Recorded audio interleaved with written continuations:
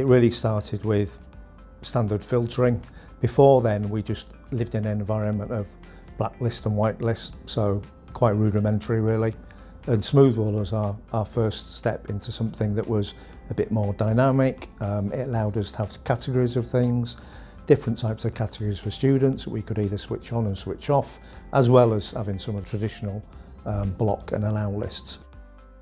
So some of those steps that we took, particularly coupled with the whole digital world now that we live in, particularly with mobile, and particularly the fact that students are going onto these devices at a much younger age. In many cases, their parents don't understand, the students certainly don't understand, and in schools, we didn't really understand. So, to me, a natural route was going to have a look at monitoring rather than blocking. And in setting up Monitor, I think that was that first step in being able to do that.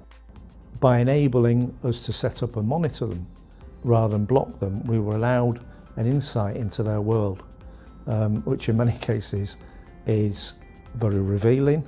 It can be quite difficult. It can be quite traumatic at times to see the world that some of these students live in, and it's prevalent nowadays.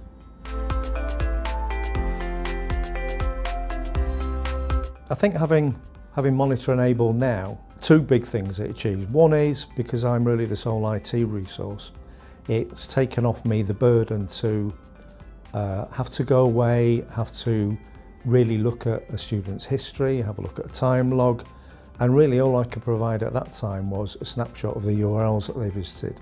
What it didn't give me was what were they doing there. And the second thing it does is, with the human moderators, having a look at that and having a look at history before and after an incident, you get a real package thread of a conversation or a series of activities and screen grabs, like a storyboard nearly, that takes you through from the initial thing that they were talking about, that they maybe was innocuous, and then it starts to show that journey of where they got distracted and where they become at risk. So those two things really are the biggest things. And the way that that's presented now, online, seamlessly, by alerts to the DSL, is really good, because that is instant. It gives them all the information up front, doesn't require them to remember later that day, the next day, I've got to act. It gives them it all very simply in one format with a full history and full screen grabs to take them through.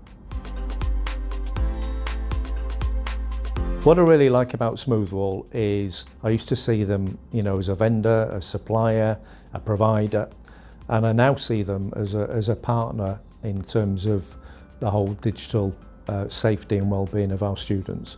And that's moved on from, again, an old style relationship into more of a new style that I think we have to forge with all of our service providers, to become partners, to work together and really get to know the people in it and how they work, and work together in solving some of these complex issues that are facing us today.